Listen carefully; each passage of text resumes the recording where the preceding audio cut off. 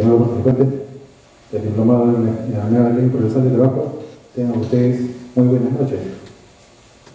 Y claramente el día de hoy se encuentra con nosotros la doctora Cecilia Espinosa Montoya, quien es juez titular del 16º Juzgado Laboral, docente de la Universidad San Martín de Porres. El día de hoy nos va a desarrollar el proceso abreviado. Recibamos con un fuerte aplauso a la doctora Cecilia Espinosa Montoya.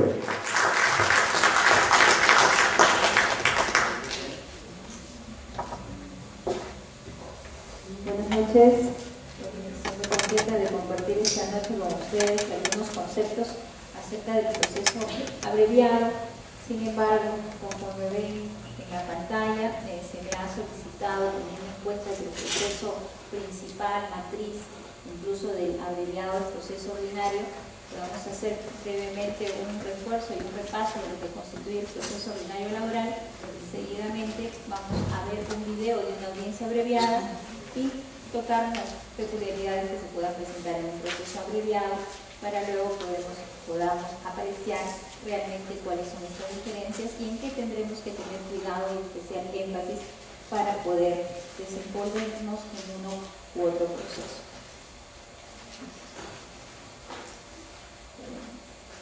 Recordemos cuáles son las competencias que debemos de tramitar a través de un proceso ordinario laboral. Mediante un proceso ordinario laboral, a comparación de lo que ocurre con la 26636, se ha ampliado el abanico de posibilidades para efectuar reclamaciones de pretensiones que de repente en circunstancias actuales no podríamos recurrir a un juzgado especializado laboral, teniendo en cuenta, como aparece en principio, todas aquellas incidencias y actos que se pudieran ocurrir o presentar en el nacimiento, desarrollo y extinción de las prestaciones personales y actos jurídicos. Obviamente, en la concepción que tenemos el día de hoy de reclamaciones judiciales, pensaremos todo aquello que ocurra dentro de la relación laboral, desde el primer día de la prestación efectiva hasta el día de su extinción en el contrato de trabajo. Sin embargo, vemos que en este caso se podrán hacer reclamaciones incluso desde el nacimiento, incluso antes del nacimiento de la relación laboral propiamente dicho, aquellas que se dan en el desarrollo ya de la prestación efectiva y aquellas que se dan con posterioridad a la misma, ¿no? Entonces, si yo tengo en la actualidad un problema de discriminación de acceso al empleo, ¿dónde tendré que recurrir hasta antes del 4 o 5 de noviembre del presente año? Tendría que recurrir a través de un proceso de amparo solicitando se verifique la actuación de algún tipo de discriminación que afecte la igualdad ante la ley por el acceso al empleo. Sin embargo, se cambia esta estructura y a partir de la aplicación de la nueva ley podremos hacerlo en vía ordinaria. Obviamente que las consecuencias de la declaración de fundabilidad de una demanda bajo este contexto no tendrán las mismas implicancias si me voy a un proceso de amparo que a un proceso ordinario. Todo estará en función de lo que persigue el litigante con la acción judicial que desea realizar, porque si voy a un proceso ordinario podré en muchos casos pedir de una indemnización y en algunos solamente de ellos una reposición, contrario censo de lo que todavía se podría alcanzar a través de un proceso de amparo, que lo veremos más adelante.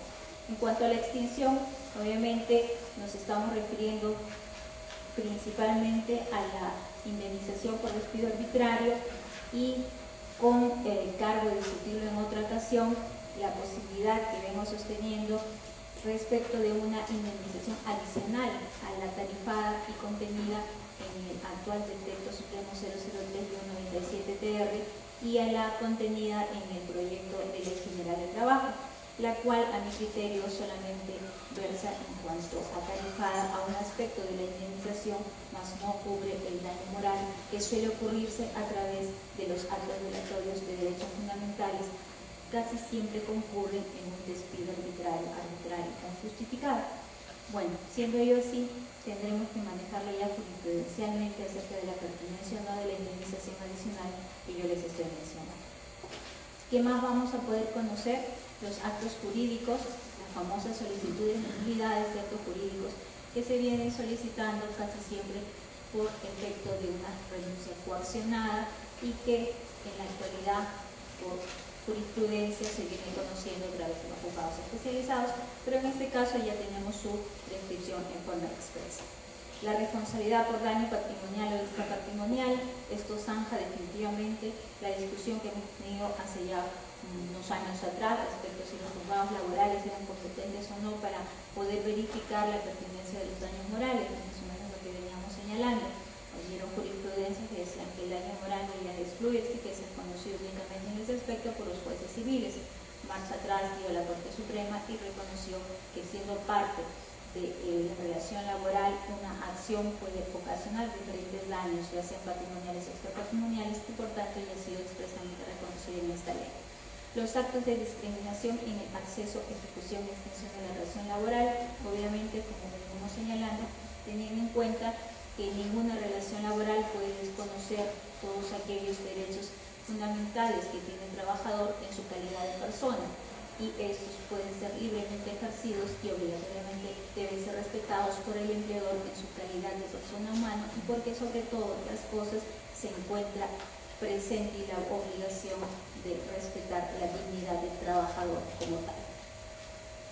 El cese de los actos de hostilidad del empleador, acoso moral y hostigamiento sexual, obviamente figuras muy novedosas que dada la antigüedad de la ley 26636 del año 1996, estas no pudieron ser consideradas teniendo en cuenta que no hubo un desarrollo doctrinario bastante amplio para esa época y que poco a poco los vienen sufriendo los trabajadores en las diferentes prestaciones laborales.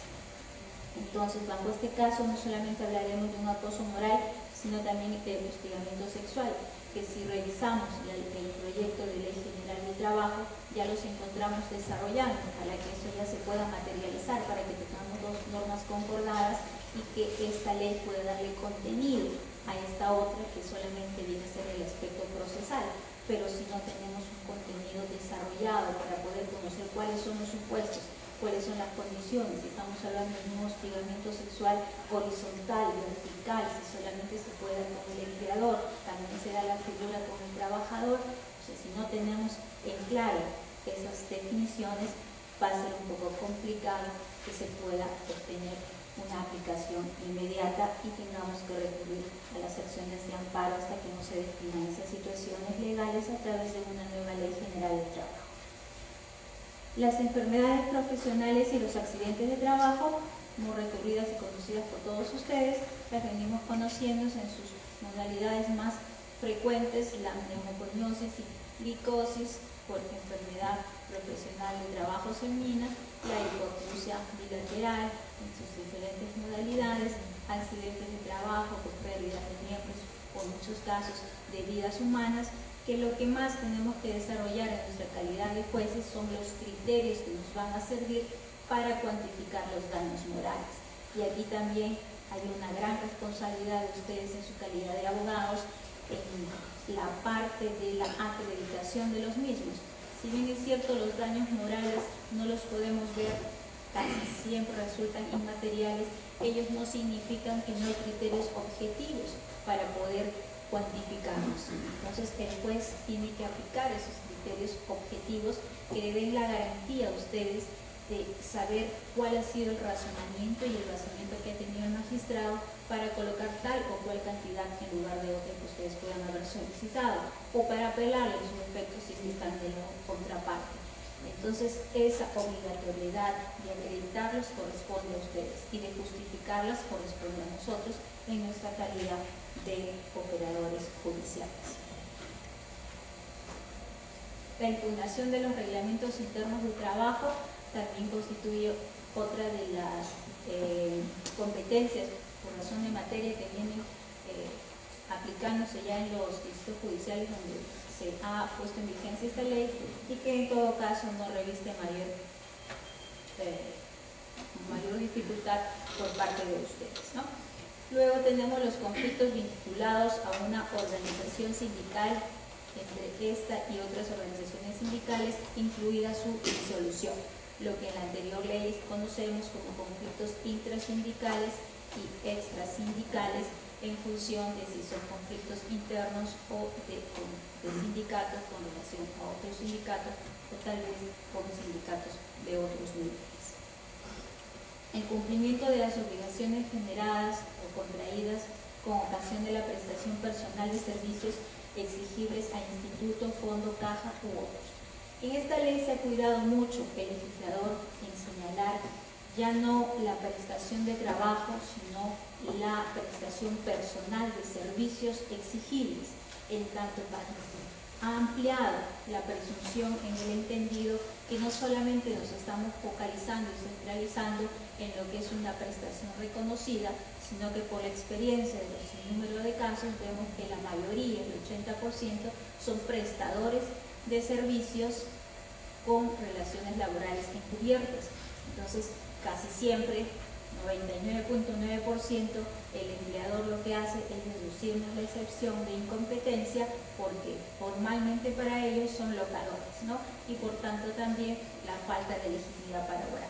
Entonces, a efecto de ampliar esas posibilidades y la terminología incluye aquellas prestaciones bajo esa calidad que requieran una declaración de desnaturalización, se ha tratado de utilizar ese vocablo a diferencia de prestación laboral y por tanto debemos de entender dentro de ellas todas aquellas que han tenido esa apariencia pero que luego podrán ser demostradas. Se trata de una relación de trabajo desnaturalizada. Entonces, el cumplimiento de las obligaciones generadas o contraídas con ocasión de la prestación personal de servicios exigibles a institutos, fondos, cajas u otros.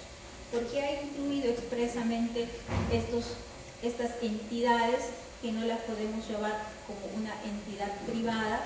Porque ha habido también diferentes vaivenes en la jurisprudencia en el entendido de quién es el órgano competente para conocer, por ejemplo, inicialmente una reclamación contra la Caja de Beneficios y Seguridad Social del prestador. Se entendía en un principio que era un organismo público autónomo, luego se entendió que por su finalidad estaba realizando parte de las obligaciones y del servicio que estaba a cargo del Estado y por tanto tenía una finalidad pública.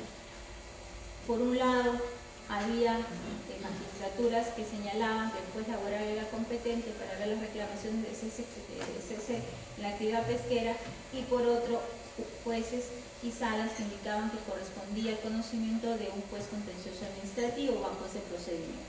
Y así se han dado diferentes conflictos de competencia y consultas a las instancias superiores hasta que finalmente tuvimos una solución ya más pacífica y lo estamos incluyendo en forma expresa para irrogarnos la competencia de este caso. Sí. Para una consulta, si se quisiera interponer una demanda contra la Caja de Previsión Social acá del Colegio de Abogados, ¿sería competente el juzgado laboral o el civil? Una reclamación de naturaleza laboral, obviamente. Básicamente cuando una persona fallece, un colegiado se le debe dar una cantidad determinada a la familia, ¿no? Suponiendo que la Caja de Previsión Social no cumple con pagarle, ¿sería competente el juzgado laboral? Lo primero que tendríamos que ver es qué concepto tiene ese beneficio que usted está señalando. Si deriva de una relación laboral, sería competente el juez de trabajo. Pero si no tiene esa connotación, sería el juez civil. O tal vez el juez previsional, si se tratase de un monto que cubriría una especie de pensión, pues si tuviera esa connotación previsional. Pero primero hay que preguntarnos en qué naturaleza tiene el beneficio, con qué ocasión ha sido generado y si media entre ellos una relación laboral, sí sería competente. ¿Cuál es el fallecimiento de un afiliado? Pero la relación que debe de considerarse para una competencia y sobre todo una comparecencia dentro de un juzgado laboral son los sujetos procesales intervenientes en la relación sustantiva que deben de tener una réplica en la relación laboral.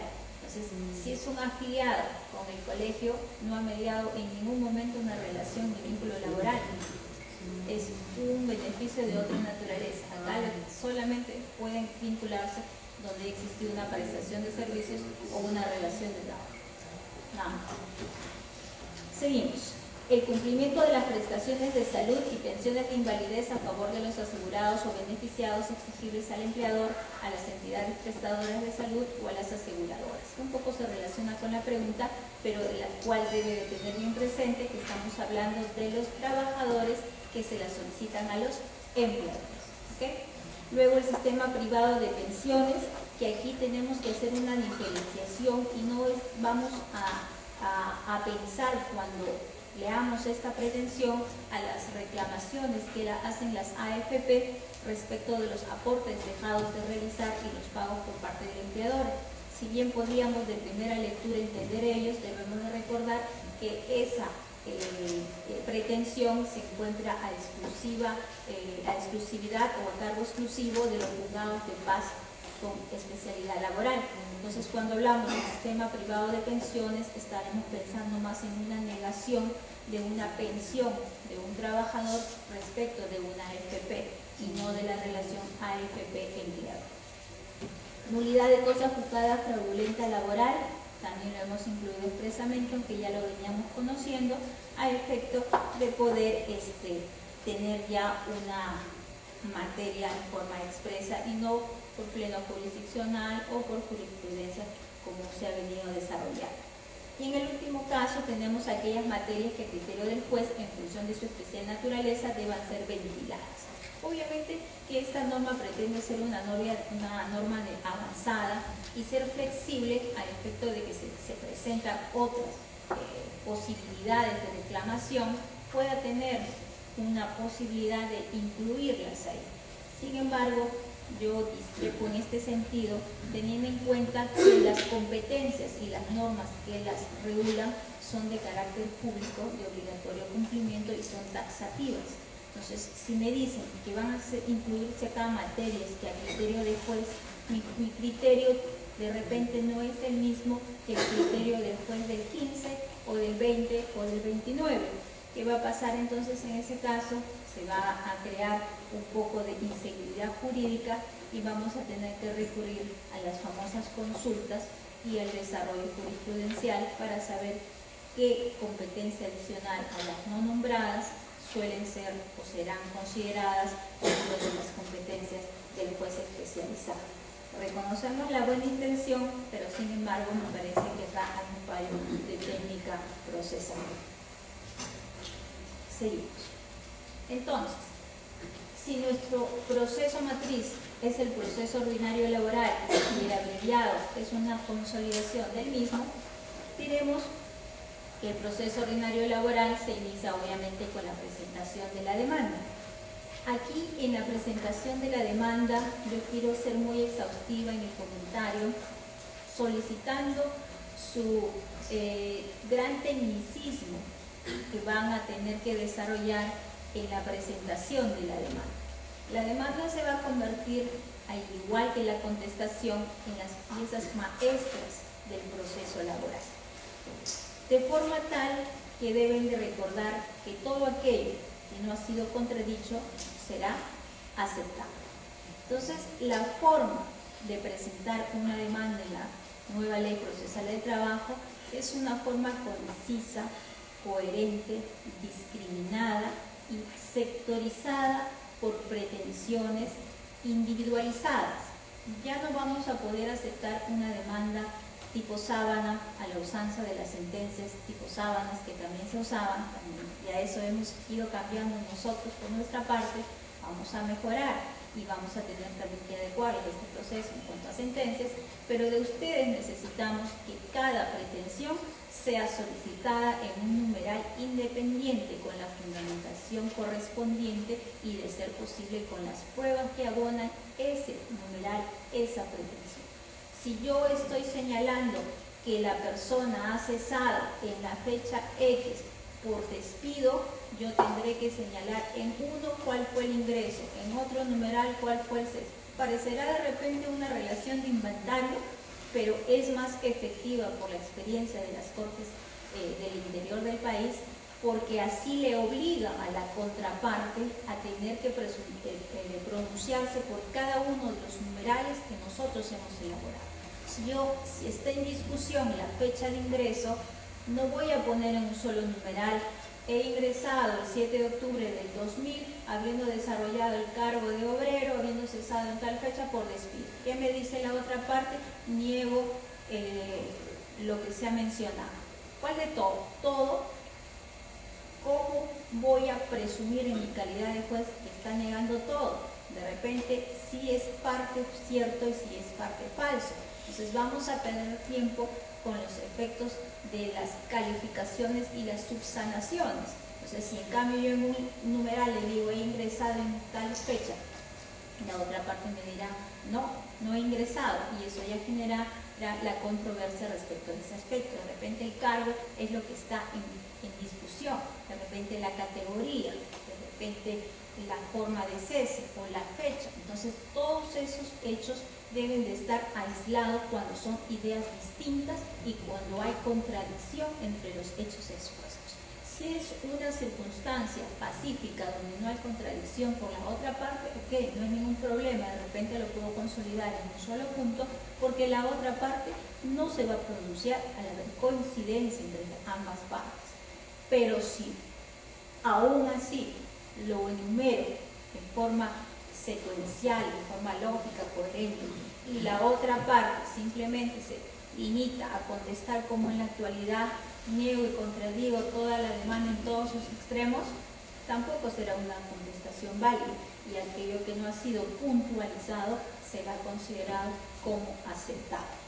Entonces no nos corramos el riesgo y seamos más técnicos y más exquisitos en las presentaciones de las demandas y de las contestaciones, porque lo que mayor porcentaje de problemas que se han presentado al inicio de la vigencia de esta ley en el interior del país son las demandas y las contestaciones.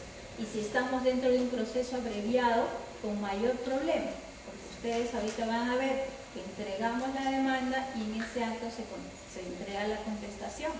Entonces, si tenemos un embrollo de puras pretensiones que no están discriminadas, como en ese momento, en un tiempo prudencial, que veremos cuánto es el tiempo prudencial, vamos a poder contestar lo enmarañado que está una demanda de esa naturaleza.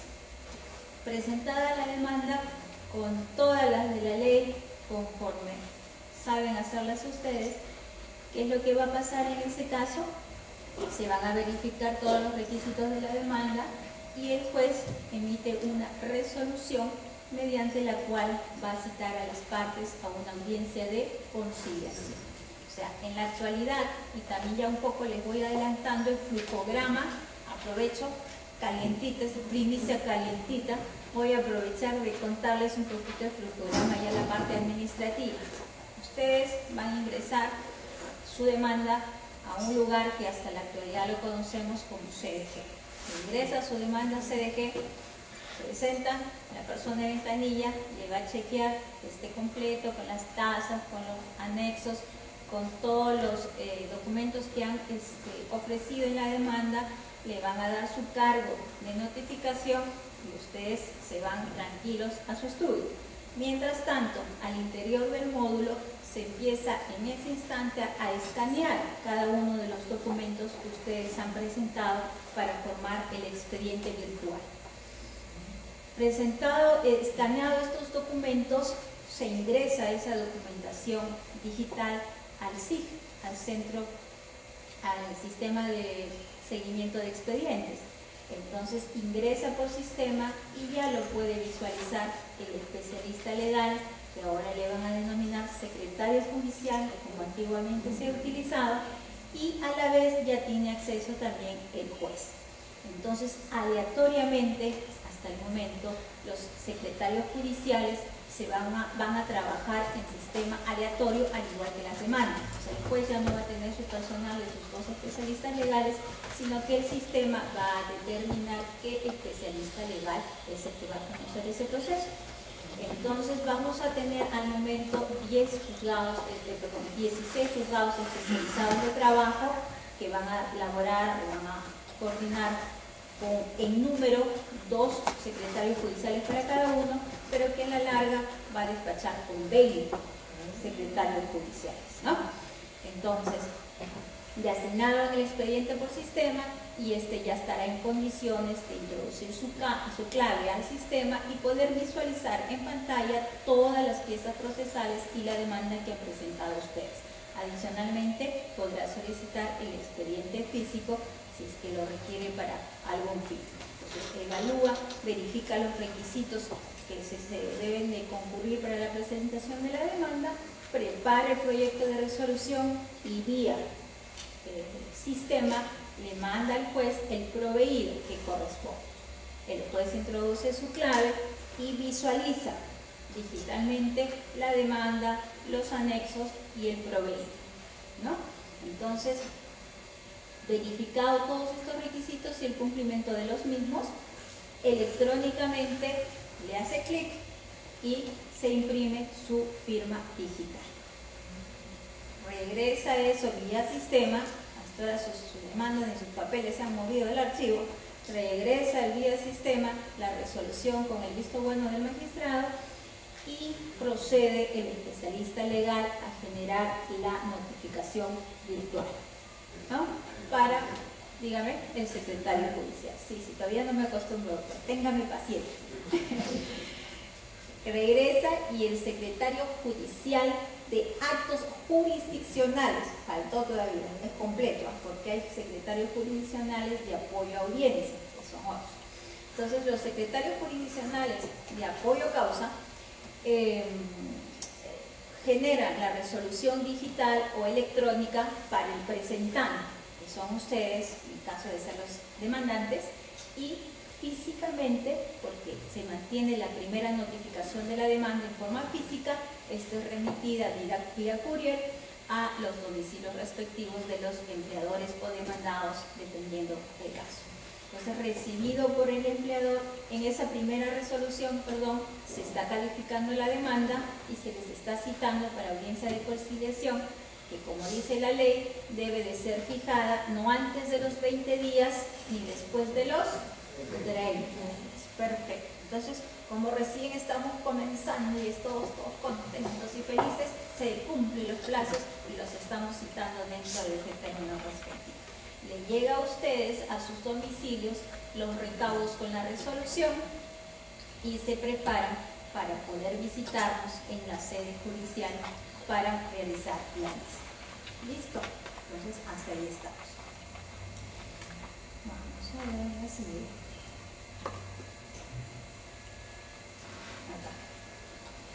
Llegada la fecha para la audiencia de conciliación, esto ha tenido un movimiento administrativo que ustedes ni siquiera se han enterado. El administrador, va a haber un administrador coordinador de toda la sede de nueva ley, que serán 2 módulos de 10 juzgados especializados, de 8 juzgados especializados y 2 módulos de 5 juzgados de paz especializados. Hasta el momento, con certeza sabemos que los juzgados de paz especializados funcionarán en el segundo piso del Ministerio de Trabajo. Ya se ha dado la aprobación verbal, en esta semana debe estar saliendo la oficial por escrito para empezar los trabajos y las administraciones respectivas. Entonces, ahí funcionarán los juzgados de paz especializados a nivel de todo Lima. Entonces, ahí se van a concentrar. Y nosotros todavía estamos un poquito de judíos errantes, porque no hemos encontrado una habilitación óptima de acuerdo a las necesidades, pero en esta semana parece ser que se está definiendo ese tema. Entonces tendremos un administrador general, que será el que va a ser el responsable de la verificación y el cumplimiento escrupuloso de todos los plazos procesales, bajo sistemas de control de calidad y gestión, ¿no? Entonces, eso va a procurar que se cumplan los plazos como corresponde y que el juez pueda trabajar desprendido de todas las cargas administrativas que en la actualidad posee. Entonces, señalada la fecha de audiencia, este administrador a su vez tendrá un subadministrador o asistente administrativo para cada sede. O sea, habrá uno en la sede del Ministerio de Trabajo y además uno por cada módulo laboral. Él será el encargado de habilitar las salas de audiencias con la programación respectiva. Entonces, llegada la fecha, tendremos nuestra sala dispuesta con nuestro asistente de apoyo a audiencias, el secretario general de apoyo a audiencias, y se harán los llamados de ley para verificar la concurrencia de las partes, ¿no? Entonces, aquí se va a generar las siguientes posibilidades. Si el demandante no asiste, el demandado puede contestar la demanda y se continúa la audiencia, ¿no? Entonces, no asiste, pero sin embargo persiste la parte demandada en el sentido de que desea realizar la audiencia y en todo caso se hará bajo esos parámetros. Si en el caso el demandado no asiste, es mayor la consecuencia, como ustedes ya lo deben de haber verificado, porque en este caso, teniendo en cuenta que en la audiencia de conciliación se está señalando una especialmente para poder tratar de hacer una conciliación y por autocomposición podamos resolver este conflicto, entonces resulta bastante grave que el empleador o la parte demandada no asista a esta diligencia. Entonces se le está sancionando con la condición jurídica de rebelde. Entonces asiste el demandante, pero no asiste el demandado, incurrirá automáticamente en rebeldía. Y tampoco vamos a necesitar una declaración formal, una resolución material, porque ustedes deben de tener en cuenta que estos actos van a ser grabados, en nuestro caso, en audio y en video, de forma tal que bastará su inconcurrencia y el magistrado simplemente se dirigirá a las cámaras y señalará que ante su inconcurrencia se les declara rebelde a la audiencia. Podría ocurrir también que la parte emplazada asista a la audiencia. Sin embargo, una vez realizada el acto de intercambio, de conversaciones, de posiciones y no se llegue a un acuerdo conciliatorio, se solicite el escrito de contestación y la parte demandada no tenga ese escrito de conciliación. Entonces, esa es otra posibilidad por la cual se le declarará en rebeldía. Y un supuesto principal es que, concurriendo la parte demandante y la parte demandada a la audiencia de conciliación, la parte demandada carezca de la facultad de conciliar. Entonces ahí mucho cuidado con esa facultad, porque ya por experiencia siempre llevan el extracto, ese es el gran problema que pasa, llevan el extracto del registro público y ahí no se visualiza que se les hayan dado la facultad para conciliar. De repente en el testimonio completo aparece, si es que no es el gerente general y se le atribuya la cualidad legal de poder conciliar, pero si es otro representante legal y me llevan el extracto, no vamos a poder realizar la conciliación bajo esas condiciones y se le tendrá que declarar rebelde. Seguimos. El rebelde, como sucede en la actualidad, se incorpora al proceso con la ley 26636, pagando la multa que para ese efecto ha diseñado esta ley. En este caso se ha retirado ese monto económico que debe de pagar el rebelde para incorporarse al proceso, pero obviamente, como ocurre ahora, se incorpora en el estado en que se encuentra el proceso. Entonces vamos a pensar un poquito. Si yo estoy citada para la audiencia de conciliación y en esa audiencia de conciliación tengo que presentar al término mi escrito de contestación y no he ido y estoy rebelde, ¿cuál va a ser la siguiente audiencia? La audiencia de juzgamiento. Y en la audiencia de juzgamiento me incorporo en el interín o me incorporo en esa audiencia, ¿tendré posibilidad de actuación de algún medio probatorio? Ninguno. O sea, en otras palabras, podrán estar presentes, pero solamente una declaración de parte si es que lo ha solicitado a la contraria, y si no tienen esa suerte, no tendrán posibilidad de poder incorporar al proceso ningún medio probatorio, ¿no? Ahora, ustedes me dirán, pero entre la audiencia de conciliación y la audiencia de juzgamiento hay un espacio de tiempo, no antes del 20, no después del 30. Entonces lo presento por escrito. Lo mismo va a dar, porque ya no le voy a decir incorpórese con criterios prudenciales. Ya no puede, porque la actuación se da en la audiencia de juzgamiento. Entonces simplemente se le tendrá que decir téngase por presentado y la cosa se va a agravar. ¿Ok? Entonces, ¿qué existe el demandado y no presenta su demanda y solamente no, su contestación de... no tiene ninguna opción, puede interrogar en la cuestión de los criterios probatorios? Puede, ya no podría interrogar porque no ha ofrecido. No, pero por los criterios probatorios de la parte... ¿Pero de qué forma? Yo demandante no voy a pedir mi propia declaración. No. Lo siento, doctor. Ahí sola no va, o sea, si usted no presenta sus medios probatorios en la etapa correspondiente, ¿de qué manera participa del proceso? Si no es que se me ocurre la única declarando si es que ha sido solicitada la declaración personal de representante de la demandada. Pero en esa diligencia el demandado puede, por ejemplo, tachar una prueba del demandante. En ese caso puede tachar solamente los actos procesales que se realizan en el momento a partir del cual se ha incorporado. Entonces, yo puedo ejercer mi derecho de contradicción, pero ya no mi derecho de defensa bajo el punto de vista de actividad probatoria de mi parte. ¿Sí? Bueno, muy bien. Dígame.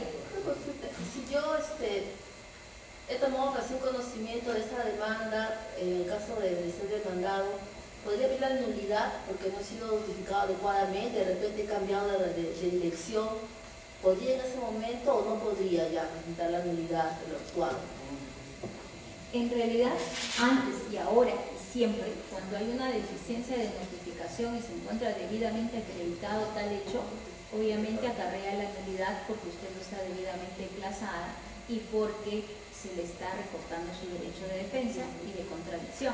Pero obviamente tiene que estar debidamente fundamentado y ver de quién es la responsabilidad, porque el trabajador solamente está obligado a conocer el domicilio que estaba vigente cuando él trabajaba. O sea, tampoco se le va a pedir que sea el inspector Ardilla y verifique por todo Lima dónde se trasladó. Para eso existen los registros públicos y para eso existe la SUNAT, domicilio fiscal, y ese es el que se tendrá por cierto. Si no tiene la suficiente previsión de cambiarlo, se tendrá por cierto el domicilio conocido y ahí no habrá nulidad, ¿no? Entonces todo depende del contexto, pero en principio aquella parte que no se encuentre debidamente notificada obviamente invalida el acto procesal que se le atribuye. ¿Ya? Listo. Y finalmente, ¿cómo archivo mi proceso y celebro que tengo uno menos? Cuando ninguna de las dos partes concurre, ¿no? Entonces ahí si ambas partes inasisten, ¿qué significa? Que no hay interés para obrar. Y si no hay interés para obrar, el Poder Judicial no tiene por qué dejar de conocer un expediente de otras personas que sí tienen ese interés en perjuicio de los que simplemente han demandado por demandar.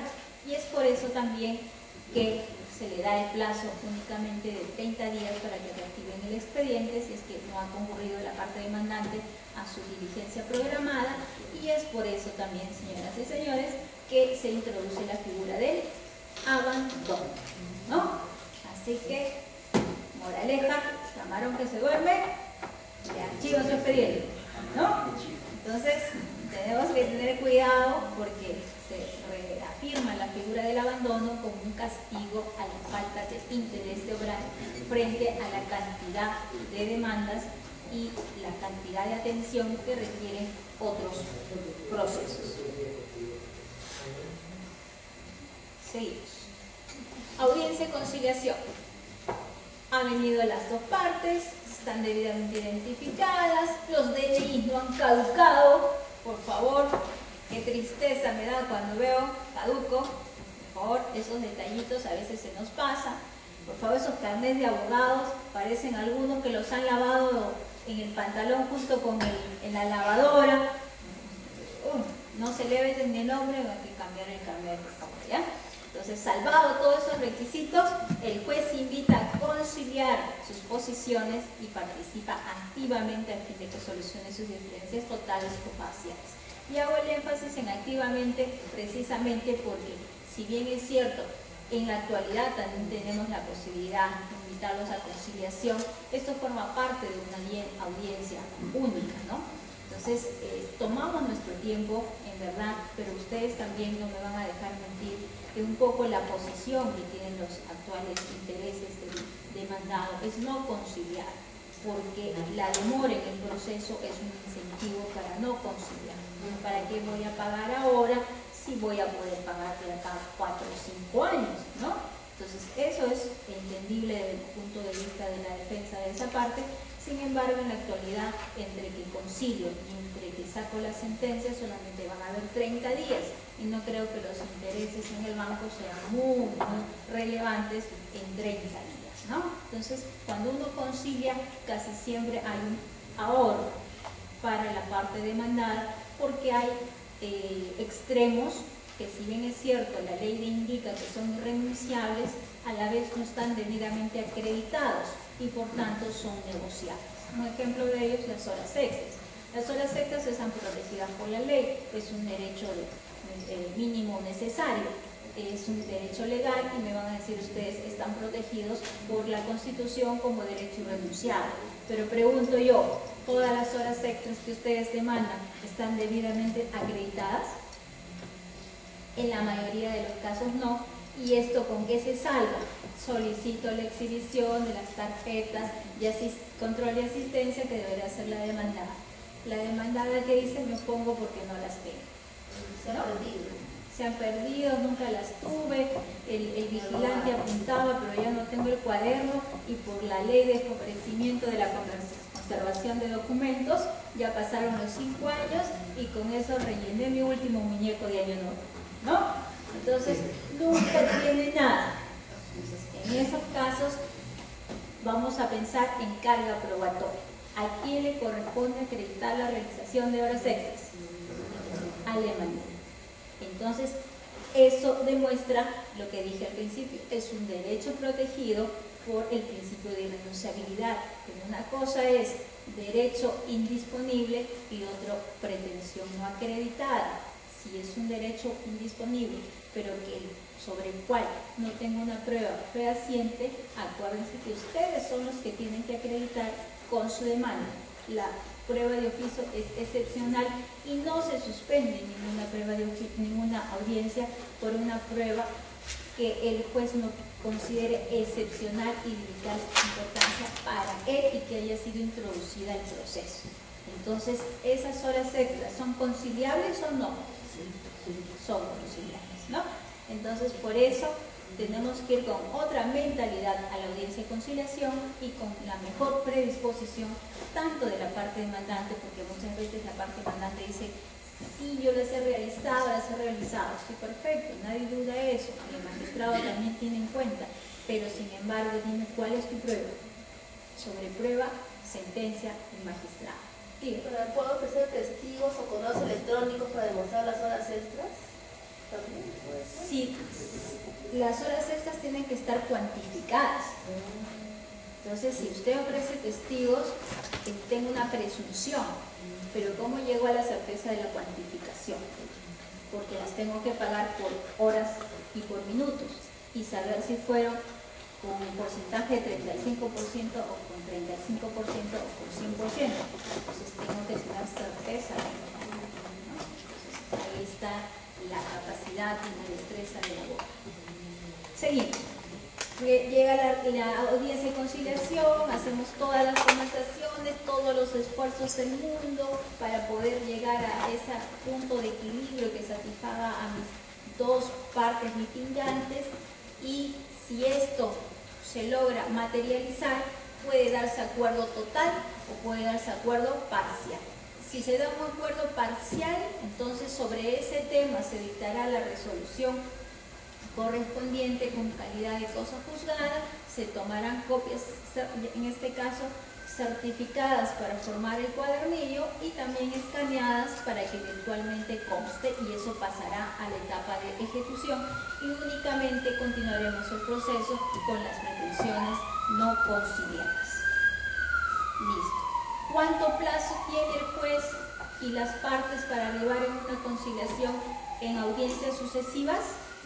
Un mes, ¿no? Porque probablemente están cerca, que es lo que muchas veces sucede, del acuerdo conciliatorio, pero llegan al límite y el apoderado dice, solo hasta aquí tengo autorización para conciliar, necesito consultar. Entonces podrá hacerse una postergación, una suspensión para continuar la audiencia en las veces que sean necesarias hasta el tope de un mes, ¿no? Aquí el término es bastante corto, yo creo que un mes se pueden hacer varias audiencias. Lo que vamos a estar un poco en problemas es con la agenda para poder introducir, al comienzo tal vez sí, pero ya como por el tercer mes, para establecer diferentes fechas de conciliación. Así que esperemos que sean el menor número posible para que no se extiendan los plazos procesales. Sigue. Esto ya lo hemos dicho. Listo.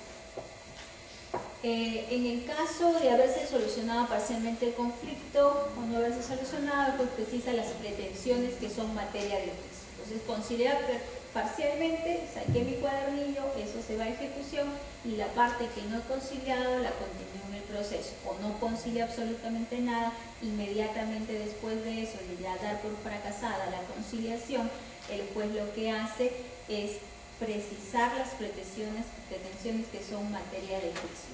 Ya no utilizamos la misma frase de fijar los puntos controvertidos, sino que se enuncia las pretensiones que son materia de juicio. ¿Por qué? Porque a este momento, ¿cuál es el único escrito que yo tengo? La demanda. La demanda. Entonces, si yo no sé qué me están contradiciendo, no podría decir que enuncio los puntos controvertidos. Yo enuncio con lo que me he quedado de la demanda, ya sea en la parte que no se concilió o todo si es que no se ha conciliado nada, y por eso es que digo preciso las pretensiones que son materia de juicio.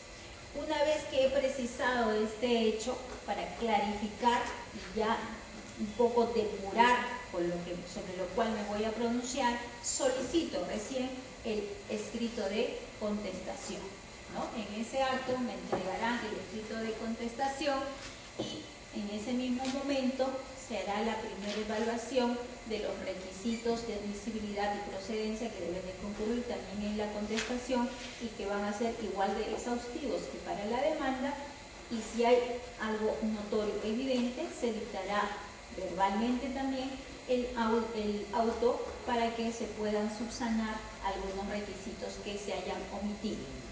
Aún se hayan omitido algún requisito, ese escrito será proporcionado a la parte contraria, en este caso la parte demandante, quien por el solo hecho de haberse entregado en ese acto se le tiene por notificado. Si hay algo que tenga que subsanar, lo hará en el interín del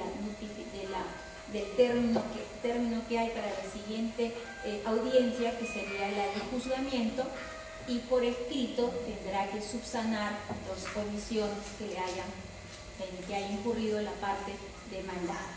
De esa subsanación, vía correo electrónico a la casilla electrónica que ustedes fijarán, se le estará notificando vía escaneadas las piezas procesales o las subsanaciones que se hayan producido para subsanar estos hechos. Doctor, sí. Si en el tipo de contestación de la demanda que se entregue en este momento a la parte demandante, el demandante hace una denuncia civil que significa que va a involucrar a un tercero, ¿en qué momento se le va, el juzgador en qué momento va a incorporar al tercero civil si se lo considera, perdón, al denunciado civil? Presenté mi demanda, se dio la audiencia de conciliación, y en la conciliación solicité el escrito de contestación, y en ese escrito de contestación hay una denuncia civil. Sí. Por eso le digo que en ese acto voy a tener que verificar la demanda, los requisitos de admisibilidad, los requisitos de procedencia, Y si hay una denuncia de esa naturaleza, voy a tener que señalar en ese momento si la admito o no la admito. Si la admito, tendré que señalar que se le notifique, solicitando copias de la demanda y todo ello para hacer el trámite que conocemos hasta ahora, porque ese sí sería una notificación física, esperando que en ese ínterin de los 30, no, antes de los 20 y no después de los 30, se pueda subsanar ese detalle. ¿Okay? Y cuando este sea proporcionado, se lo tendré que notificar a la parte demandante. Si no me dan los términos, justificadamente tendré que señalar una fecha de conciliación, porque estoy incluyendo a otra parte. Entonces incluyo a esa parte en una nueva conciliación con una ampliación de audiencia y nuevamente retomo donde me quedé. ¿Ya? Listo. Ya. En el caso que yo advierta de la presentación de mi demanda que no existe ningún medio probatorio que requiera una actuación procesal y la cuestión debatida únicamente sea de puro derecho, entonces en ese caso yo podré dar por concluida esa audiencia y hacer el receso correspondiente y luego de 60 minutos proceder a la emisión de mi sentencia. La audiencia de juzgamiento, que debe seguir a continuación de la de conciliación, tendrá que ser una audiencia que se realice en un acto único, en el cual deba de concurrir tanto... ¿Sí? ¿Necesita algo? Ahí está. Tiene que ser una audiencia en un acto único, en el cual yo pueda tener las posibilidades de poder realizar la actuación de mis medios probatorios y además de actuar todas aquellas diligencias que han sido en otros casos, como en el 26636, diferidas para audiencias posteriores, que fueron lo que quebraron el sistema y el proceso. Estamos hablando de las declaraciones de parte, de las declaraciones testimoniales, de las exhibiciones que deberán realizarse, de repente del debate pericial que tenga lugar en ese momento, y todos ellos tendrán que realizarse bajo responsabilidad de la parte oferente en el acto de audiencia de juzgamiento, salvo las pruebas de oficio, que en ese caso de determinar el juez necesario y excepcional podrá suspender la audiencia hasta que se recabe la prueba respectiva y luego de ello retomar la misma. ¿Cómo se inicia esta audiencia de juzgamiento? Con la acreditación de las partes o apoderados y sus abogados, ¿no? La presentación formal que hará cada una de las partes, debidamente identificadas, señalando en el caso de los abogados sus domicilios físicos y además sus casillas electrónicas. Si ambas partes inasisten, el juez declara la conclusión del proceso si dentro de los 30 días naturales siguientes ninguna de las partes hubiera solicitado una fecha nueva para la audiencia. Entonces acá también mucho cuidado con la inasistencia. No se ha previsto, igual que en la ley actual, causas de justificación. No se ha previsto, por ejemplo, enfermedades. Para eso justamente tendrán que hacer valer las posibilidades que le da el Código Procesal Civil en el otorgamiento de los poderes, y como no está expresamente regulado en esta ley, en la 29497, nos tenemos que remitir en vía supletoria y persiste el otorgamiento vía escritura pública o poder por acta ante el secretario judicial. Luego de las acreditaciones, y teniendo en cuenta que a ese momento ya tengo el escrito de contestación, yo puedo saber qué es lo que se ha contradicho respecto del enunciamiento de mis posiciones. Entonces acá ya tengo confrontación de posiciones, por eso es la secuencia lógica de la denominación. En esta etapa de confrontación se inicia con una breve exposición oral de las pretensiones demandadas y de los fundamentos de hecho que la sustentan. Entonces este es el famoso alegato de apertura, que además contiene la teoría de la causa, ¿no? historia. Entonces aquí vamos a hacer de repente una especie de polémica, porque hay muchos juristas y entendidos que, más llevándose por las experiencias penales, consideran que la teoría que debe de formular el abogado no se encuentra materializada en la demanda, sino en este alegato de apertura, haciendo la misma construcción de un proceso penal. Si nosotros estamos en un proceso penal, cuando el fiscal pronuncia su acusación y todo su esquema para poder llegar a acreditar esa petición que está haciendo, es en ese momento en que el fiscal elabora la teoría del caso, porque es la primera vez que está en contacto con el juez y le está transmitiendo lo que él ha investigado, lo que está sosteniendo y lo que está persiguiendo. Entonces ahí elabora su teoría. En nuestro caso es distinto. Aquí la teoría del caso se elabora en la demanda, porque tenemos un documento físico previo a la presentación oral que hacemos frente al magistrado. Entonces, en esta exposición oral son de las pretensiones demandadas, con lo cual quiero decir que yo en mi alegato de apertura no podría variar la teoría que ya he sustentado en el escrito de demanda, lo cual es diferente a lo que ocurre en el derecho penal. Y si bien es cierto, todo este proceso se basa en el principio de oralidad y la prevalencia de los actos orales frente a los escritos, esa es una interpretación que debe de entenderse en el justo momento y en la coyuntura determinada. Tal vez en la declaración de parte, en la declaración testimonial, me pagaron, sí, ahora que me acuerdo, sí me pagaron, sí, ahora que me acuerdo, sí salí de vacaciones, pero sobre los hechos que previamente he establecido en el contenido de mi petitorio. Entonces, el petitorio, igual que sucede en el caso anterior, porque nos guiamos por el Código Procesal Civil, lo puedo modificar únicamente ¿hasta cuándo? Hasta antes de la notificación de la demanda. Entonces, ese mismo concepto se mantiene acá. Si yo en mi demanda estoy diciendo, solicito el pago de mis remuneraciones devengadas, de mis vacaciones y mis gratificaciones y más nada, en mi alegato no puedo decir, también me acordé que no he solicitado la asignación familiar, por tanto solicito la asignación familiar. Entonces, eso sería un atentatorio obsceno contra el derecho de defensa de la otra parte.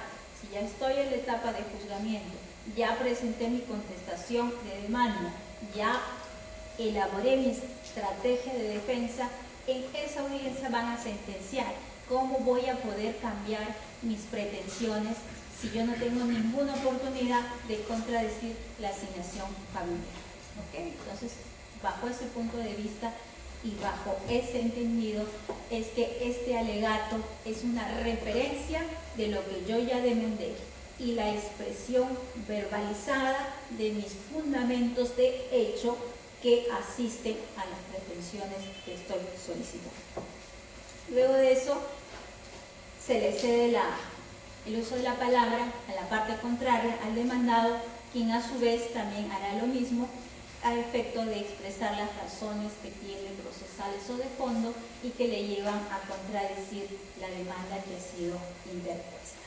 Luego de escuchado esos dos alegatos, que por favor tienen que ser breves, concisos, coherentes, porque la atención de cualquier persona, no solo el magistrado, al 100% dura aproximadamente de 15 a 20 minutos. O sea que por eso yo sé que ya varios se me han dormido y otros van en proceso.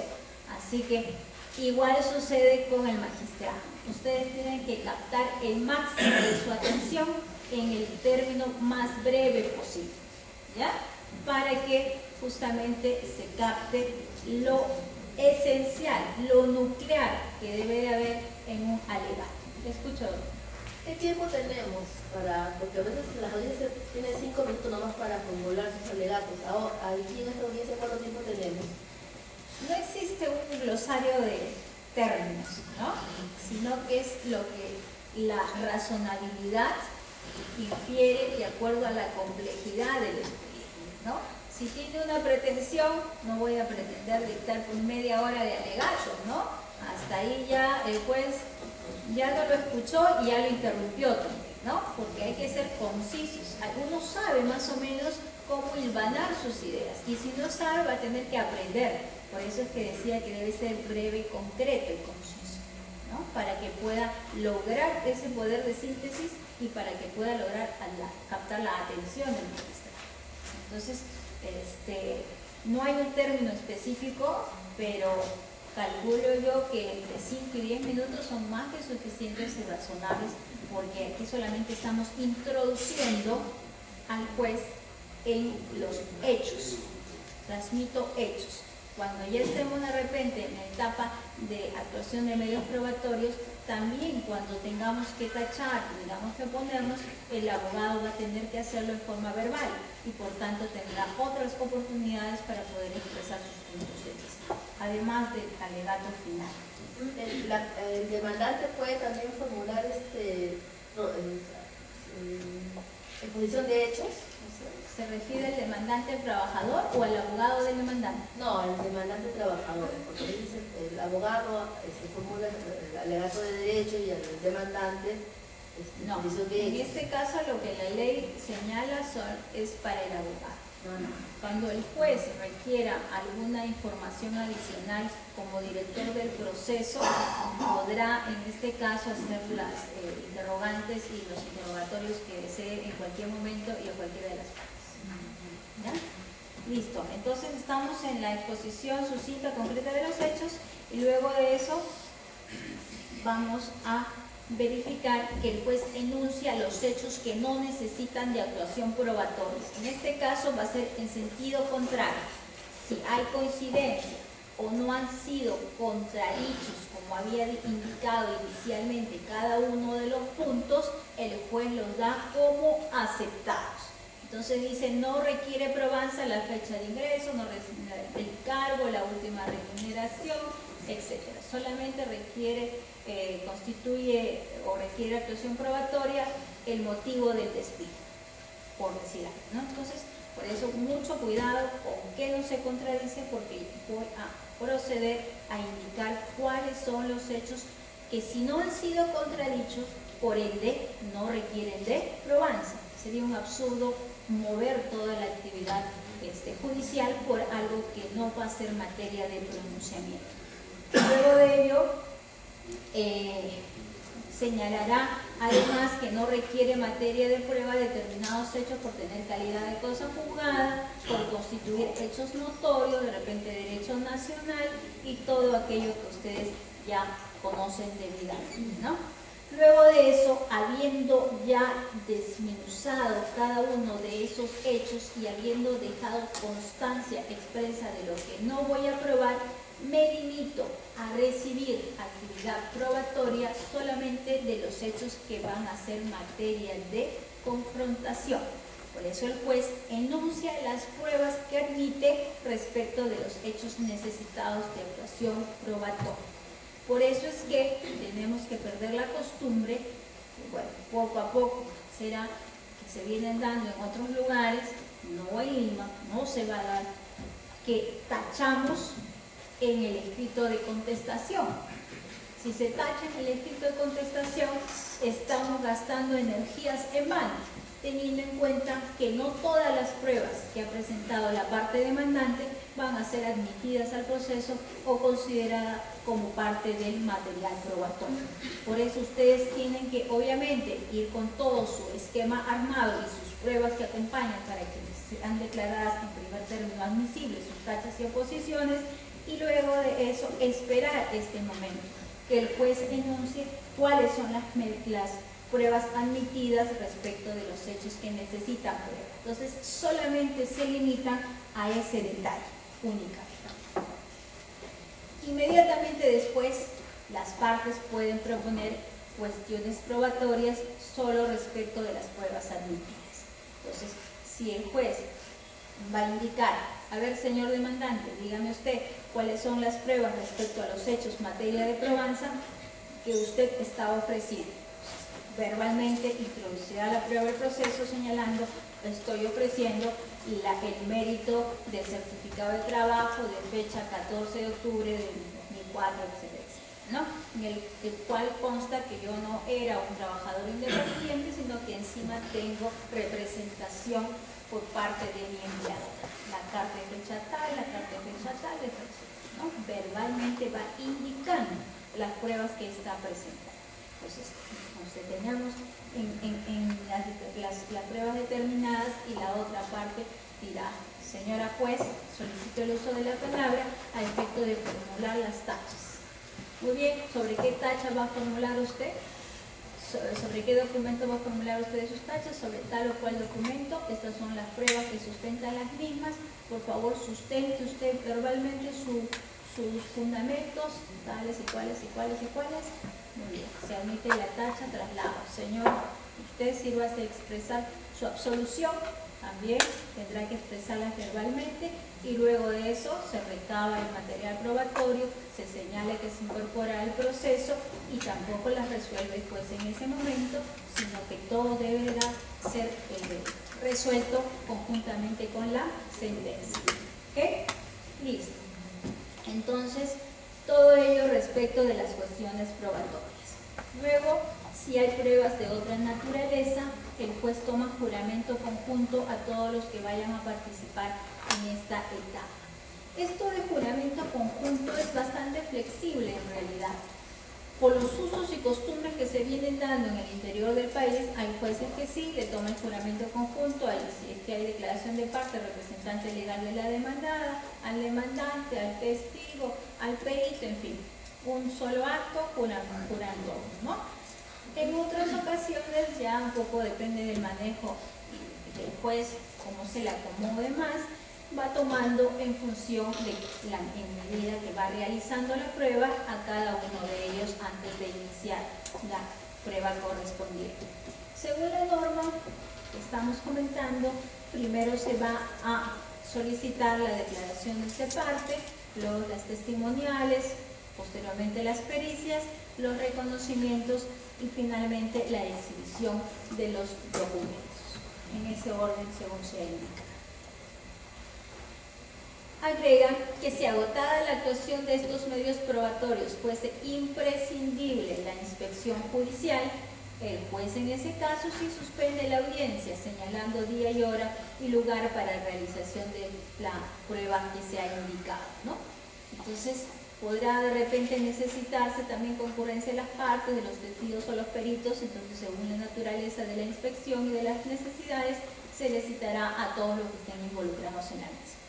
Esta inspección judicial puede ser grabada también en audio y video y luego, o sin su defecto, recogida en una anotación manual de los actos principales, las observaciones que quiera levantar o pueda verificar el juez en la realización de la misma.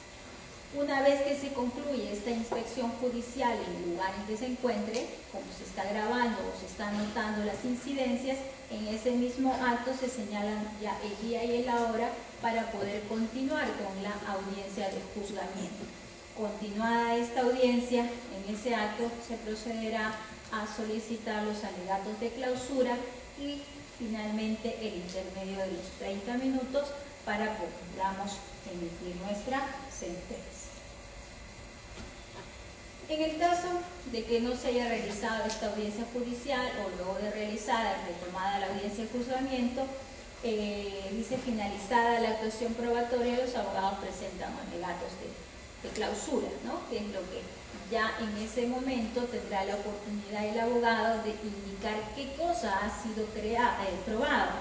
Ese es el momento, creo yo, más importante incluso que los alegatos de apertura, porque tienen que enlazar, hacer la relación de causa-efecto. Ahí va a tener que tener la destreza el abogado de poder expresarle al juez para ir creándole esa convicción en la conciencia de decirle: mire usted, estamos solicitando la el reconocimiento de una relación de connotación natural, de connotación laboral por desnaturalización de la misma, y esto ha quedado acreditado con el memorándum que me mandó el empleador en fecha 17 de octubre del 2010, con la sanción verbal que fue reconocida por el testigo tal en la respuesta de la pregunta tanto. Entonces, ya hay que ser puntillosos y precisos para decirle al juez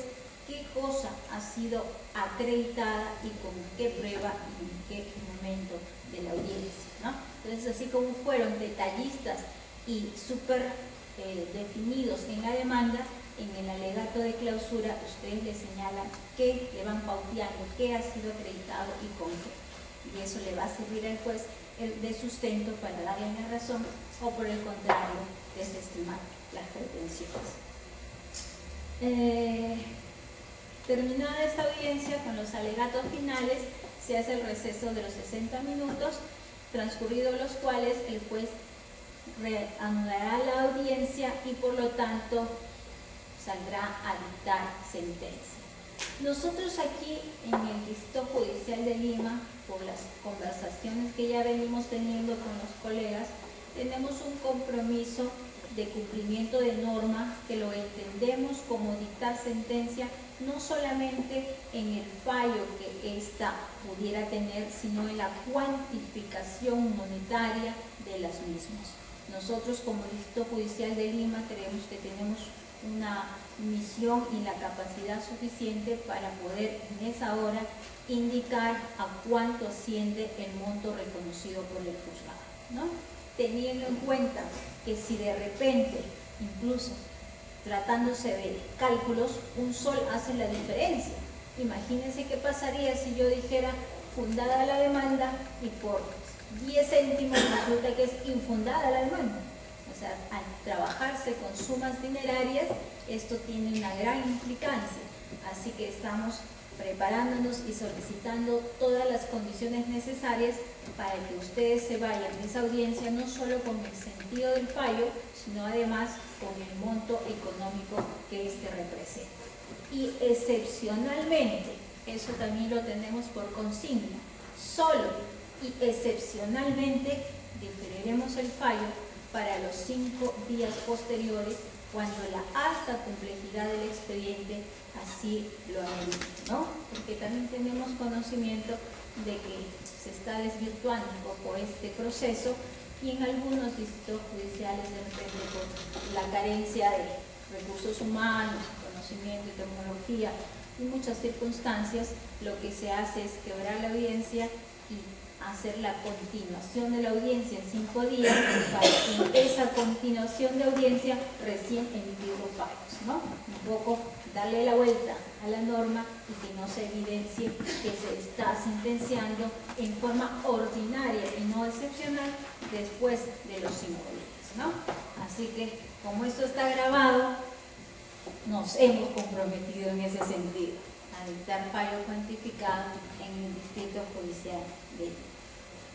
Muy bien, cuando se pronuncie el fallo cuantificado para nuestro caso, esto no lleva a que el cómputo del plazo de apelación empiece a correr desde ese momento, sino desde la notificación de la sentencia, que esta sí podrá hacerse físicamente después de los 5 días de dictada la misma, ¿no? Entonces, a partir de ese momento recién se podrá contabilizar el término para la apelación. Para esa notificación de sentencia se les señalará día y hora para que ustedes concurran a la entrega de dicha sentencia. Y acá mucho cuidado, porque vayan o no vayan a la citación, empieza a correr el plazo respectivo. O sea, no necesitamos que se le entregue y ustedes firmen el cargo para decir que fueron notificados. Ustedes solamente por el hecho de estar citados se entiende que es responsabilidad de la parte ir a recoger su sentencia. Y si no lo hace, al día siguiente corre el plazo de apelación. Así que mucho cuidado. La entrega entonces es escrita. El físico, claro. Después de la audiencia, el juez la verbaliza, le indica cuáles son sus fundamentos, cuáles son los montos, en forma también sucinta. Pero ya mi desarrollo argumentativo y físico que tiene que constar, porque las piezas clave son demanda-contestación, el video de la audiencia y mi sentencia. Entonces la sentencia física tiene que constar, sin perjuicio que después le escaneen y forme parte del expediente virtual. Pero esa física se la voy a entregar a usted también de esa manera, para lo cual se cita a día y hora para que usted concurra al despacho y se le firme se le entregue bajo cargo esa sentencia. Sino que si usted no va, igual corre el plazo de apelación. ¿Sí? ¿Ya? Diga. Pero si yo no voy y me lo mandan a mi casilla electrónica... No se lo vamos a mandar, doctora. Se lo juro. La ley no lo ha previsto. La ley está indicando que usted tiene que apersonarse.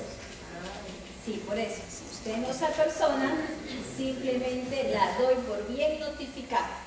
Y en ese caso va a tener que usted asumir los riesgos de tal ley. ¿Ok?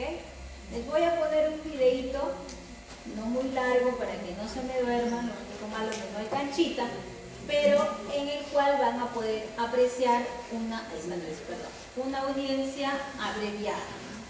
Pero creo que el audio, a ver, señor, audio. ¿Tenemos audio? Me dijeron que sí, a ver. El proceso abreviado, ya ustedes ya. De repente preguntas por ahí mientras damos tiempo. No, digo si ustedes tienen alguna pregunta que formular, alguna inquietud hasta ahora lo que venimos diciendo. Sí.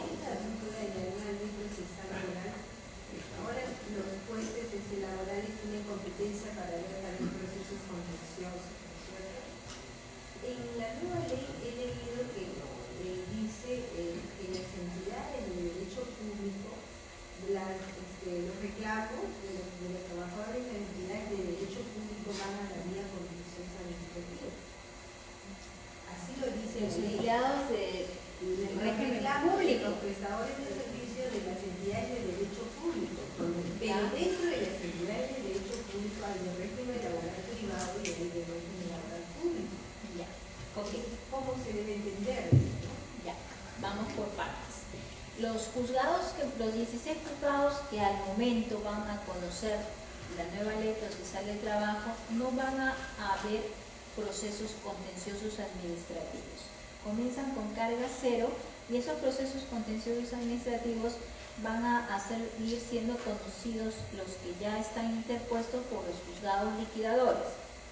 Y probablemente dentro de esos 29 juzgados que actualmente son los permanentes, un grupo de ellos se reconviertan a juzgados contenciosos administrativos con turnos abiertos. O sea, esos tendrían turnos abiertos, los laborales, liquidadores, turnos cerrados y los otros con la nueva ley procesal de trabajo. Ahora, en la interpretación del artículo, que ya es el aspecto sustancial, seguimos haciendo la diferenciación. Si es una entidad pública con trabajadores del régimen laboral privado, lo verán en la 29497. Y si es el trabajador del régimen público, a través de un contencioso administrativo. Sin embargo, también debo de mencionar que existe una resolución del Tribunal Civil en el que resuelve que los trabajadores del régimen privado de entidades públicas deberían de ser un contencioso administrativo. Sin embargo, no hay esa tendencia dentro de la actual judicatura en ninguna de las instancias y seguimos con este deslinde de régimen privado, especializados, proceso ordinario y régimen público, contencioso administrativo. ¿Sí?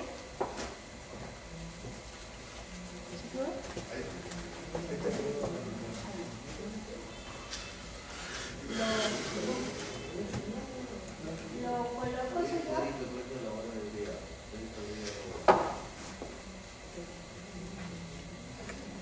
¿Alguna otra pregunta? ¿Queremos? visualizar un video, pero no sale el audio. Me dijeron que sí, yo les avisé.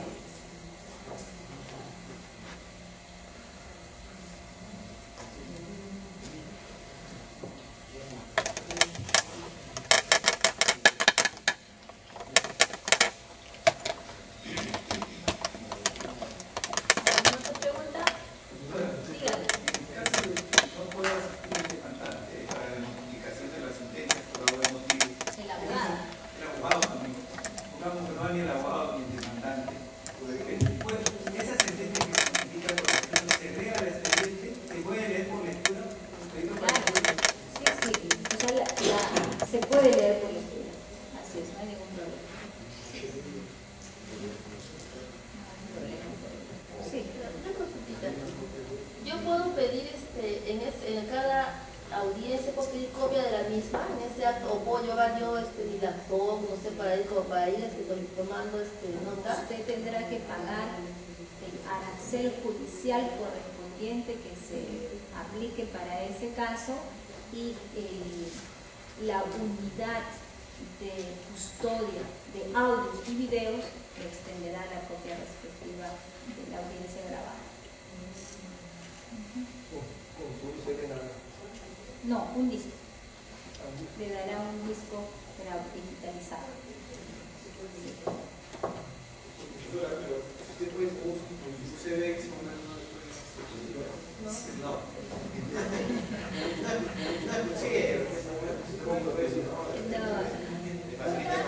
Una, porque tenemos eso equipara a las copias certificadas, entonces tiene que pagar su arancel.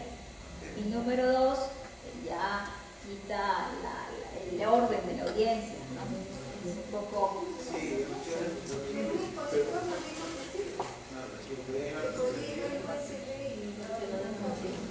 Bueno, no lo hemos estimado en ese sentido, porque para eso existe la unidad correspondiente. ¿Y el arancel cuánto está, doctora, para eso? No, todavía no se ha estipulado. Pero si ya usted dice que en noviembre se va a implementar No, yo digo, acá hay muchas cosas que todavía faltan precisar, debo de confesar. Doctora, hay un poco también de contradicción en cuanto a la interpretación de la ley. Sí, me imagino que sí, por eso estamos... Algún ponente nos dice una cosa y otro ponente nos dice otra. Sí, yo... Hubo un ponente que nos dijo de que podíamos, en la audiencia de conciliación, podíamos modificar su demanda. Por eso lo mencioné, sí tengo conocimiento de ese hecho, pero mayoritariamente consideramos que no. O sea, no podemos obligar a alguien que piense igual que nosotros. Es mi opinión personal y es la opinión de muchos magistrados, no digo de todos. Hay algunos que podrán tener ese concepto, pero quien conduce la audiencia es el juez que está a cargo en ese momento.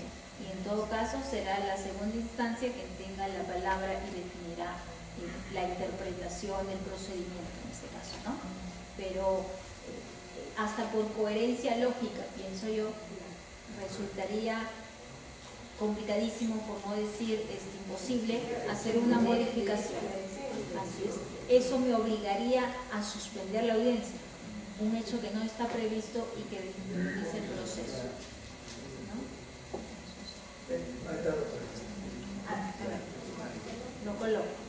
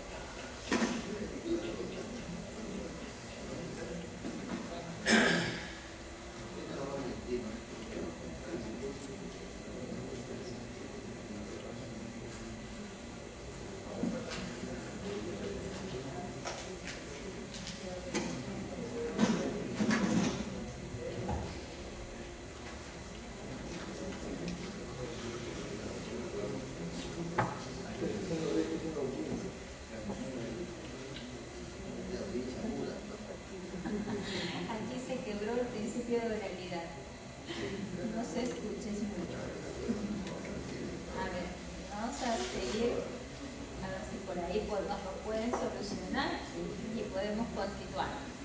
Respecto de el cuadro que a continuación pueden apreciar, es el cuadro del proceso abreviado. En este caso podemos ver que va a existir, como en la actualidad, una audiencia única que va a concentrar las dos audiencias que hemos descrito precedentemente del proceso ordinario.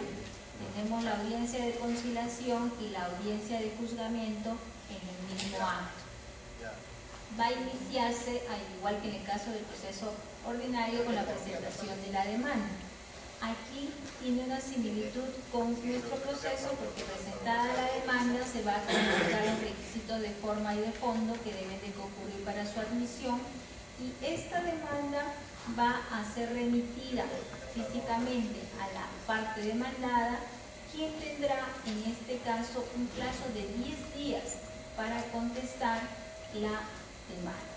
Una vez que se recibe el escrito de contestación de la demanda, se va en ese segundo auto a fijar la fecha de la audiencia única, que guarde el mismo término, no antes de los 20 días ni después de los 30 de la calificación de la demanda.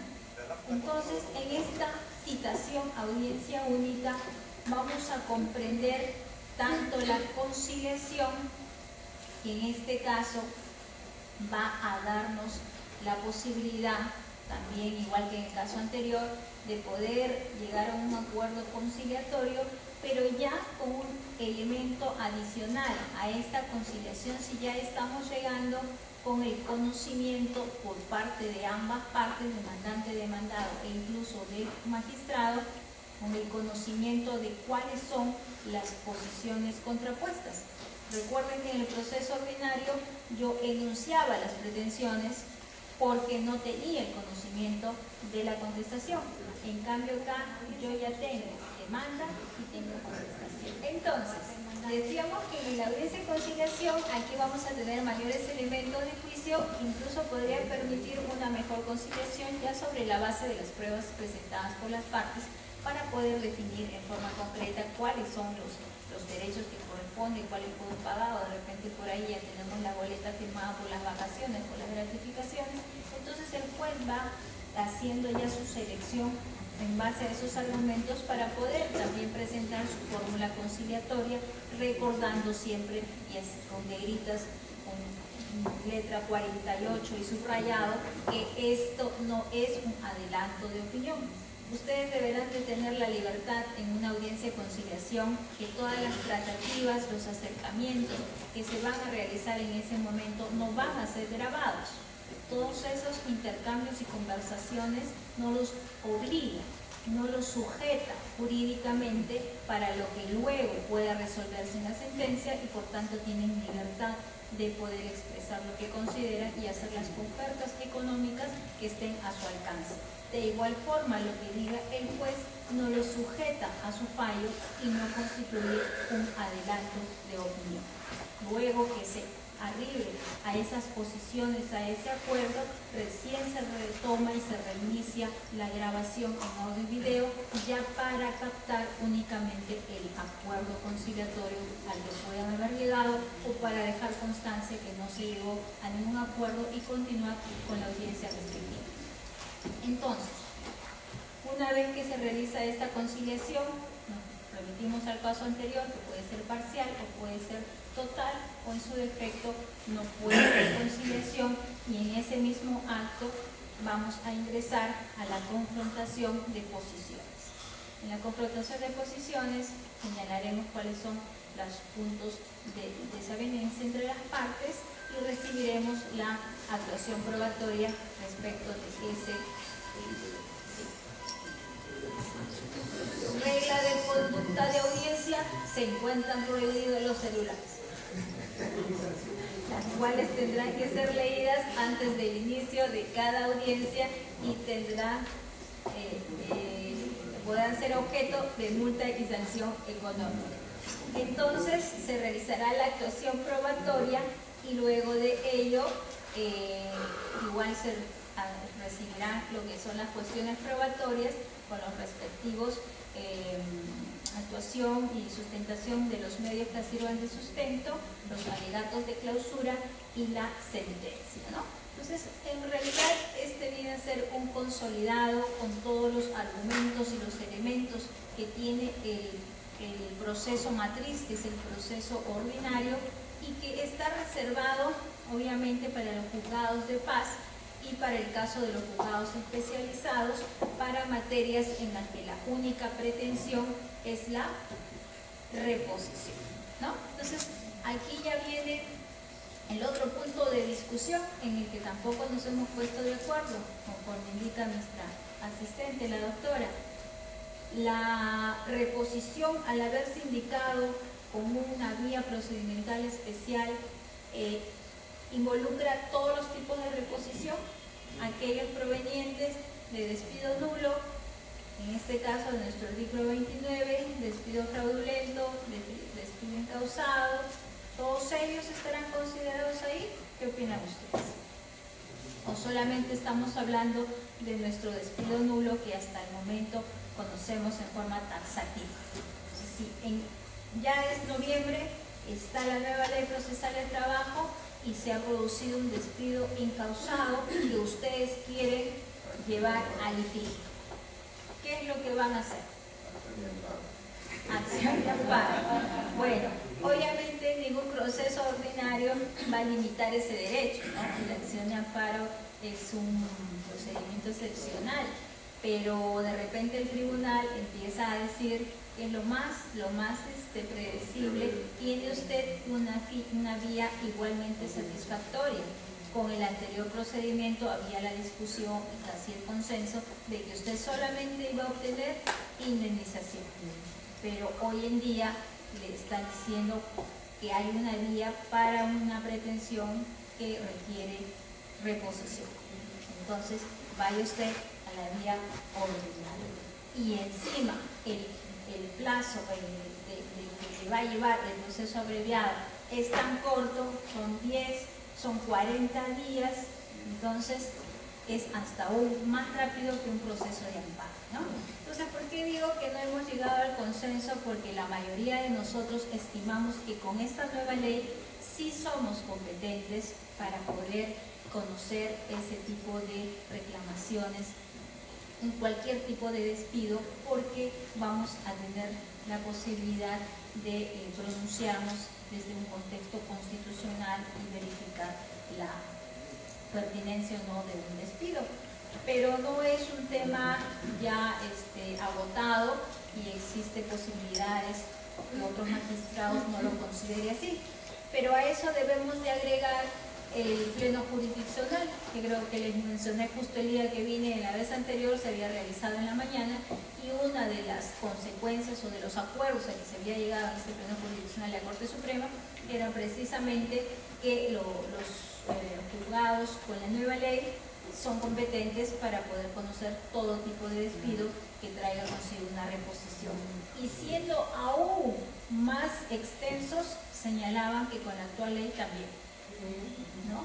Pero todavía no ha salido publicado el acuerdo, no sabemos los sustentos, pero bueno, ahí sí tengo bastante reparo teniendo en cuenta que hay una limitación legal. Si el juez laboral solo puede conceder reposición en la actual coyuntura con el artículo 29 del decreto 003, ¿de qué manera le voy a dar reposición con otra pretensión? Habría que esperar un poco la publicación del pleno para poder conocer la pertinencia o no de lo que se ha señalado, ¿no? También quería precisarles respecto de la necesidad, que ya se los habrá dicho casi todos los expositores, de tener mucho cuidado con la facilitación de las pruebas que ustedes tienen que presentar, ¿no? La carga probatoria, que la deben de haber visto en otra sesión, si bien es cierto, está bien limitada para cada una de las partes, existe bastante problema de adecuación en presentación de pruebas. Pongamos un ejemplo, y la primera prueba por excelencia en el proceso laboral, presentación de planillas. Entonces existe un acuerdo con el Ministerio de Trabajo interinstitucional por el cual cada magistrado, ya en provincia se da y en Lima también se va a hacer de esa manera, tiene un acceso directo al link de planillas electrónicas del Ministerio de Trabajo. Entonces el magistrado a través de esto digita su clave y accede a la empresa y al trabajador colocándole los datos y le sale todo el PDF que ha sido presentado a otros empleadores. Es más, esas planillas ya no solo están en PDF, sino que se ha trabajado una versión en Excel. Y tenemos un programa aplicativo de cálculo de beneficios sociales que creo que les comenté, que se encuentra colgado en la página del Poder Judicial.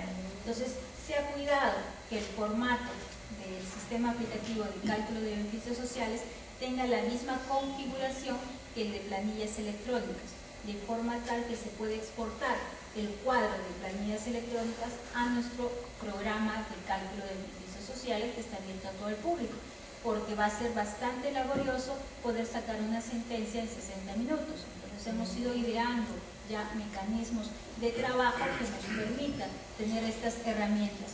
Pero ¿qué va a suceder con las planillas manuales?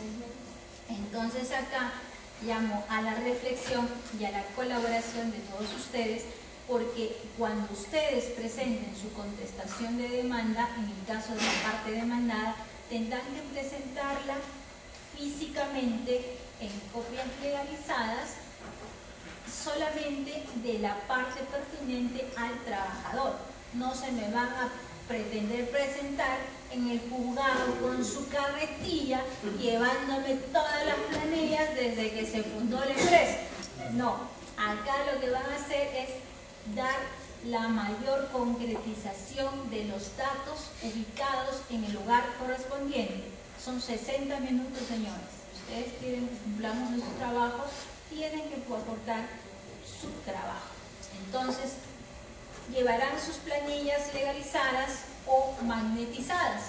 Y lo que se está haciendo en provincias es llegar un informe revisorio que sustenta las planillas que ustedes están presentando. Yo me pregunto, ¿quién es el más interesado de saber qué pagué, cuándo pagué y qué pagué? El empleador.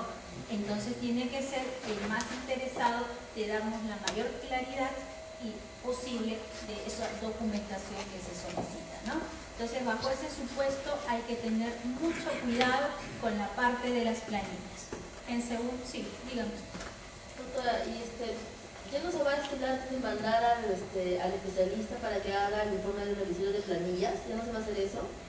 Bueno, los juzgados dicen, no, señala, vaya al especialista a cargo del informe revisorio a verificar en el recibo de la demanda, haciendo que vean las planillas. Ya no va a ser eso ya. En la actualidad, a quien mandamos es al revisor de planillas, ¿no? Que es una persona distinta al especialista legal que se encarga de los actos jurisdiccionales. Esta es la persona que está adscrita al despacho. También tenemos un perito judicial que, como usted requiere, va a las empresas y levanta a manuscrito todas las remuneraciones que pide, ¿no? Esto se puede dar en el tipo de proceso escrito. En el tipo de proceso que yo estoy describiendo, póngase usted en la coyuntura, en el escenario. Conciliación, dame tu escrito de demanda. En el escrito de demanda yo voy a ofrecer todas las pruebas que tenga y que se requieran para poder acreditar que pagué y que probablemente el demandante me ha pedido que yo exhiba. Entonces todo eso se presenta al finalizar la audiencia de conciliación. Luego, en la audiencia de juzgamiento, actúo los medios probatorios y sentencia. ¿En qué momento iría el revisor de planillas? Esa figura ha salido de esta coyuntura y es más, el informe pericial que conocíamos en la actualidad y que era puesto en conocimiento de las partes no constituye con la nueva ley un medio probatorio. Únicamente es un elemento de referencia y de afianzamiento para que el magistrado pueda dictar su sentencia y tenga un estimado incluso previo para el momento de la conciliación. no se pone a conocimiento de las partes, no se observa y no constituye medio probatorio. Por eso es que a las partes les interesa y les conviene llevar su propio informe revisorio o su informe pericial, lo que consideren, para poder ser actuado y contrarrestado o confrontado con lo que va a preparar el propio juzgado. Pero por ejemplo, en muchos casos el demandante digamos, no tiene la posibilidad de acceder directamente a las boletas que tiene el demandado, el desplazado, en caso de los trabajadores. Pero no podría presentar las boletas, que las boletas las tenga el trabajador. Entonces, ¿en qué momento el juzgador, en ese caso, operaría la inversión de la carga de la prueba, supongo, ¿no? Las boletas por ley se imprimen en duplicado, uno para el demandante, uno para el demandado. Y luego toda esa información coincide y se registra en los libros de planillas. Entonces, si yo soy un trabajador escrupuloso, guardo mis boletas del banco. Y si no son, justamente por eso existe la prueba de exhibición de libros de planilla, sino que en este caso quien ofrece esa documentación es justamente el empleador. Y como el empleador, regresando al punto inicial, es el que necesita demostrar que pagó, tiene que tener una mejor sistematización de sus libros de planillas y llevarnos únicamente la parte pertinente, porque precisamente...